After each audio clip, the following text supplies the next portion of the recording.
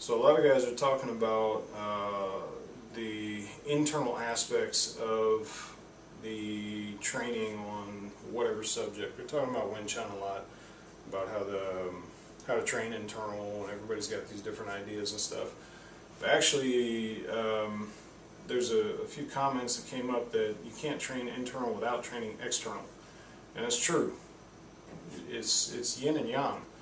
You can't sit there and say that I'm going to train internal, because if you're, well, let me put it this way, you can't say it if you're doing a form, because your body's moving, therefore you're using your external body, your skeleton, your muscles, all the different connective tissues and everything to actually move around. So that's a physical form.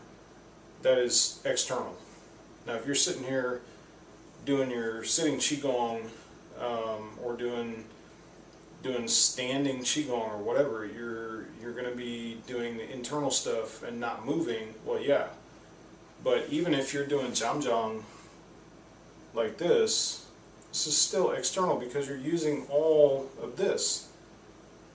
That connects to these muscles here. It goes down your back and your chest to hold that there. Then if you're doing a stance training to get root, you're still using your muscles. Okay? So don't act like it's like 100% internal.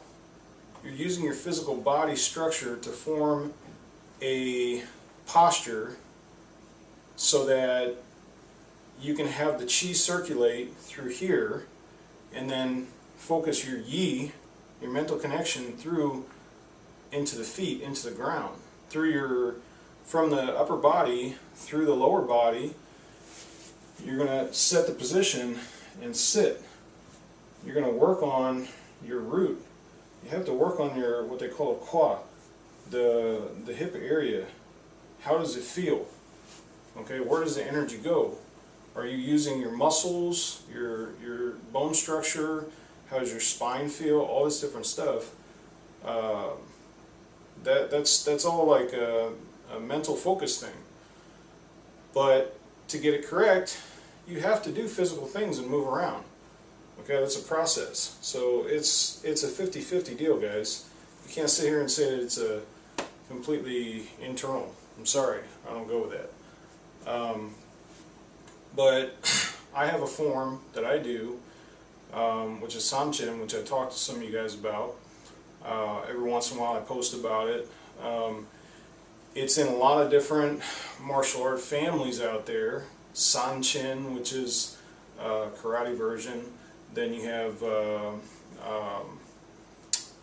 I know White Crane has it. I know Five Ancestors has it. I'm trying to think of some other ones out there that have it. I know there's a bunch of them. This is a very common form, the Samchen form. Samchen Po, Sanjin Bo, all these different terminologies. It all means the same thing. It's just different dialects or different languages, from Japanese to Korean to Vietnamese, all these different things. But it's the same thing basically. So Samchen is 3 wars or 3 battles. So what they're talking about is 3 steps, which actually stands for, you know, if you look into it deeply, they're talking about the 3 stages of life. So youth, middle age, and then being old. Well, then there's 3 steps back. Okay, so you think about that. It's actually a very, very, very deep form. Okay, so you have to train the physical aspect, the muscles. It's very painful. Then you have to train the detachment to get to the tendons. That's with the format of Samchen that I train. But the other ones use a lot of muscular tension. They breathe, this kind of stuff. So they force the air, they force their breathing pretty hard, and they use a lot of muscular tension, and then they just snap it and let it go. It's completely different. So I don't know any other martial art out there, any lineage that trains the Samchen the way that I was taught. It's very unique. I still don't have all the answers of exactly what the mixture of systems was, but to my understanding, the guy that was my Qigong actually picked it up from his Sifu, and of course that was from that guy's Sifu, and from what I can tell, the guy that was it was the Sifu just before that gentleman, was the one that manipulated it so that it would be the way that it is now. Basically he took this out and put this in and modified it so that you would strictly work the tendons rather than the muscles.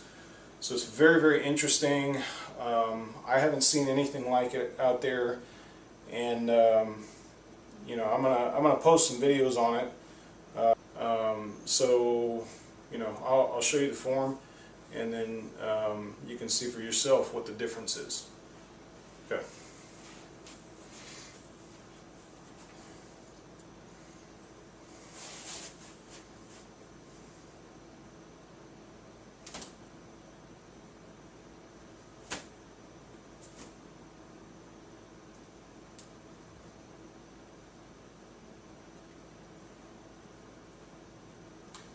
So this is not me being completely tense. The hands are vibrating, but my arms, my chest, my body, it's not tight.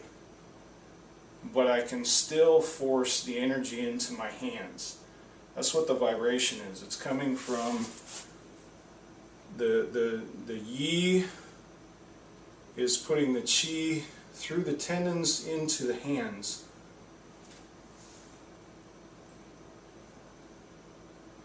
So this is not me like jiggling my arms.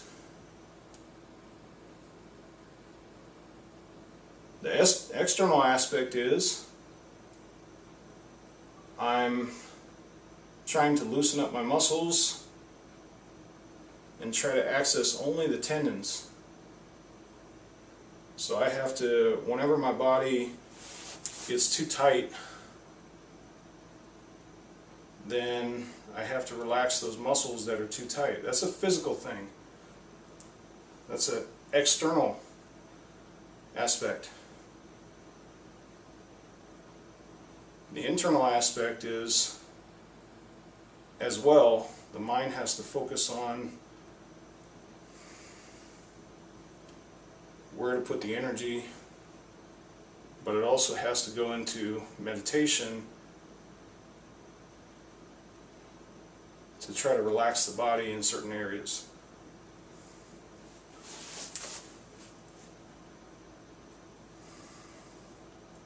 And then on top of that, there's the Qigong.